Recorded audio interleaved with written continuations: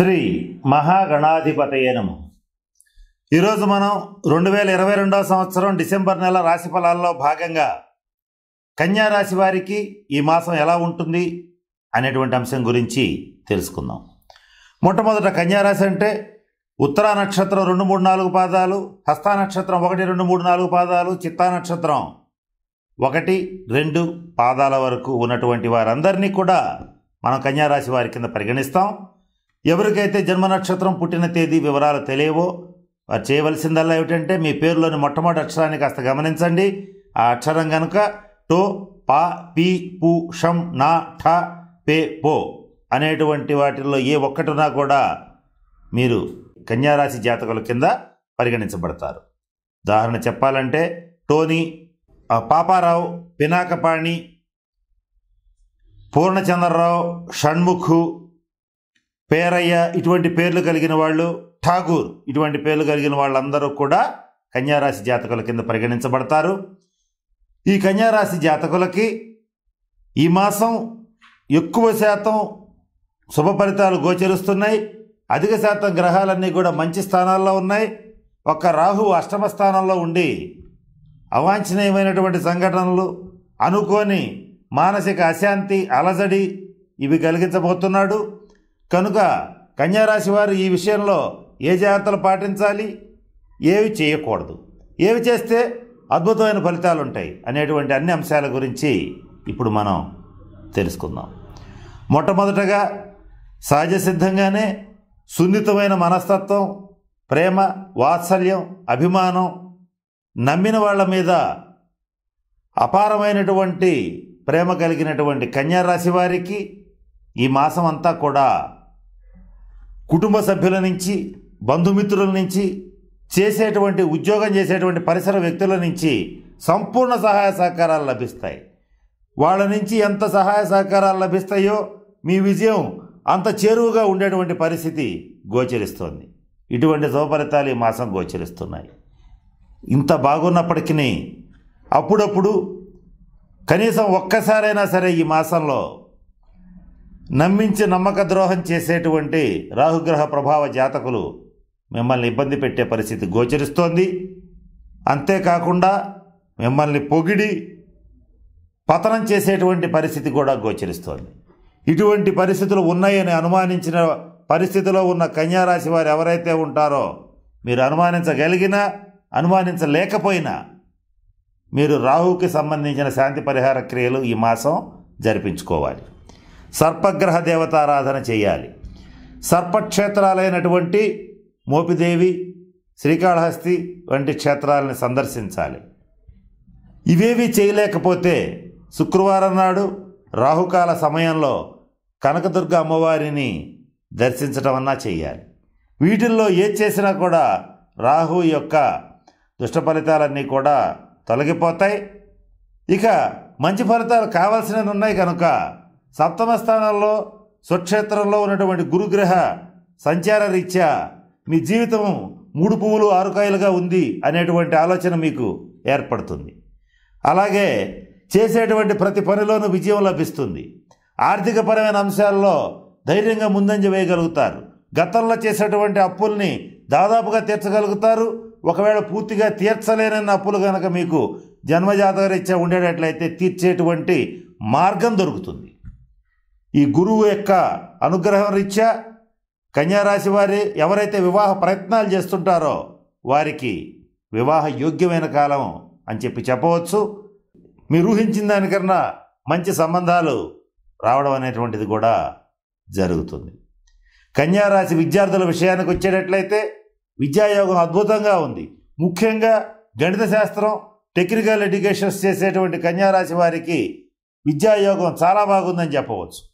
ఇక నిరుద్యోగుల విషయానికి వచ్చేటట్లయితే ఈ మాసం ప్రయత్నిస్తే మీకు తగినటువంటి ఉద్యోగం తప్పనిసరిగా వస్తుంది. ప్రభుత్వ రంగ ఉద్యోగస్తులకు కానీ, ప్రైవేట్ రంగ ఉద్యోగస్తులకు కానీ ఎవరికైనా సరే ఈ మాసంలో మీరు కోరుకున్నటువంటి ప్రదేశానికి వెళ్ళగలగటం, స్థాన చలనం కలగటం అనేటువంటిది కూడా జరిగే అవకాశాలు పుష్కలంగా ఉన్నాయి. అధికారుల మన్నన, కింద స్థాయి అధికారుల యొక్క సంపూర్ణ సహాయ సహకారాలు రెండూ లభిస్తాయి. ఇటువంటి శుభ ఫలితాలన్నీ మీకు ఏర్పడబోతున్నాయి. ఎవరైతే కన్యారాశిలో ఉన్నటువంటి డాక్టర్సు, వైద్య శాఖ, అలాగే ఇంజనీర్లు, స్వయం వృత్తులు చేసేటువంటి లాయర్లు, వీళ్ళందరికీ ఈ మాసం చాలా అనుకూలంగా ఉంది. సినీ టీవీ రంగ కళాకారులు, మీడియా రంగంలో ఉండేటువంటి వాళ్ళు, టెక్నీషియన్స్, వీళ్ళందరికీ ఈ మాసం పేరు, గుర్తింపు లభిస్తుంది. నూతన ప్రాజెక్ట్స్ మీద తప్పనిసరిగా సంతకం పెట్టడం అనేటువంటిది కూడా జరుగుతుంది. కన్యారాశి వారికి ఈ మాసం మంచి సమాజంలో మంచి పలుకుబడి, పేరు ప్రతిష్టలు, అధికారం ఉన్న వాళ్ళ యొక్క పరిచయం లభిస్తుంది. వారి పరిచయంతో కొన్ని అద్భుతాలని సృష్టించగలుగుతారు. ఇవన్నీ బాగానే ఉన్నాయి. ఈ మాసం కన్యారాశి వారికి చెప్పదగిన సూచన ఏమిటంటే ఆత్మవిశ్వాసాన్ని పెంపొందింప చేసుకోండి. గతంలో జరిగినటువంటి ఇబ్బందులు ఏవైతే ఉన్నాయో వాటిని మర్చిపోండి. ఈ మాసం నుంచి కొత్త ఉత్సాహంతో, కొత్త ఉత్తేజంతో ప్రతి పనిని మొదలుపెట్టండి. మొదలుపెట్టిన ప్రతి పనిని మధ్యలో ఆటంకాలు వచ్చినాయి అనేటువంటి ఉద్దేశంతో ఆపకుండా చిట్ట చివరి వరకు పూర్తి చేయండి. సహజ సిద్ధంగానే సున్నితమైన ప్రజ్ఞ, సునిశ్చితమైన బుద్ధి, తీవ్రమైనటువంటి ఆలోచన ధోరణి కలిగినటువంటి కన్యారాశి వారు పెంపొందించుకోవాల్సిందల్లా ఆత్మవిశ్వాసం, తగ్గించుకోవాల్సిందల్లా అకారణమైనటువంటి కోపం, అతిగా నమ్మడం. వీటిని తగ్గించుకునేటట్లయితే మంచి శుభ ఫలితాలు పొందగలుగుతారు. ఇక ప్రతి పనిలోనూ అతిగా ఆలోచించటం అనేటువంటిది మానేయండి. అనవసరమైన ఆలోచనలకు పోవద్దు. చిన్న చిన్న విషయాలను కూడా భూతద్దంలో పెట్టి ఆలోచించే పరిస్థితులు గోచరిస్తున్నాయి. వీటి వల్ల మానసిక అశాంతి, అలజడి, మానసికంగా బుద్ధి చాంచల్యం ఏర్పడటం, ఏ పని మీద ఫోకస్ నిలబడకపోవటం, అకాల భోజనం, అకాల నిద్ర, ఇవన్నీ కూడా ఏర్పడే పరిస్థితులు ఉన్నాయి. వీటన్నిటి నుంచి మీకు మీరే ప్రయత్నపూర్వకంగా తప్పించుకోండి. ఇవన్నీ కూడా రాహుగ్రహ ప్రభావితమైనటువంటి అంశాలు. ఈ రాహుమాయలోంచి బయటపడటానికి నేను ఇందాక చెప్పినటువంటి రాహు యొక్క శాంతి పరిహార క్రియల్ని పాటించండి. ఇక ఎవరైతే కన్యారాశి వారు రాజకీయ నాయకులు ఉంటారో మీకు రాజకీయంగా మంచి యోగం ఉంది.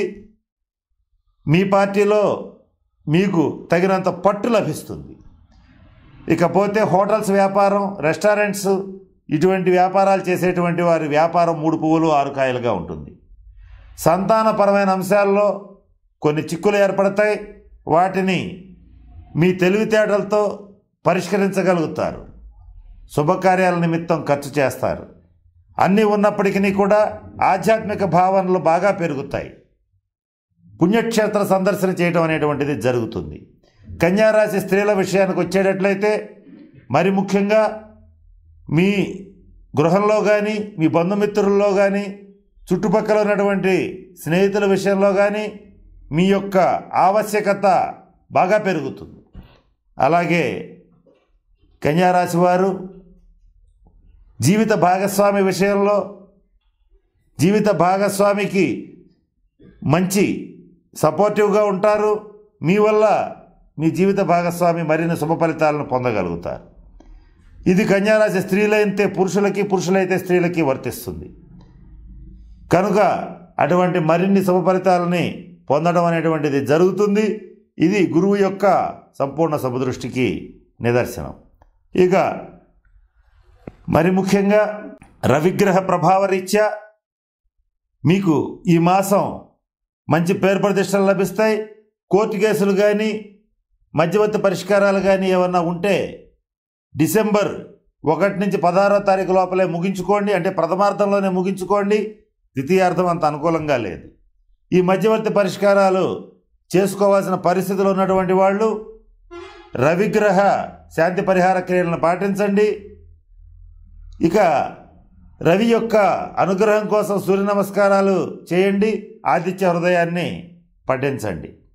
జీర్ణ సంబంధమైన సమస్యలు, వెన్నెముకకి సంబంధించిన సమస్యలు, లివర్కి సంబంధించిన సమస్యలు, జాయింట్ పెయిన్స్, ఇవన్నీ కూడా ఈ కన్యారాశి వారిని ఇబ్బంది పెట్టే పరిస్థితులు గోచరిస్తున్నాయి.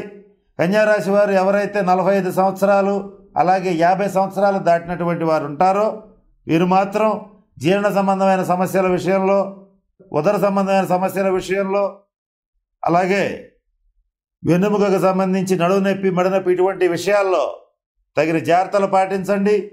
యోగా, మెడిటేషన్ వంటివి ప్రాక్టీస్ చేయండి. ఏది ఏమైనప్పటికీ అధిక శాతం శుభ ఫలితాలే ఉన్నాయి కనుక ఆలోచించాల్సిన పని లేదు. మరిన్ని శుభ ఫలితాల కోసం నేను చెప్పిన పరిహారాలను పాటించి కన్యారాశి వాళ్ళందరూ అష్టైశ్వర్యాలతో, భోగభాగ్యాలతో ఉండాలని ఆ పరమేశ్వరుని ప్రార్థిస్తున్నాను. స్వస్తి.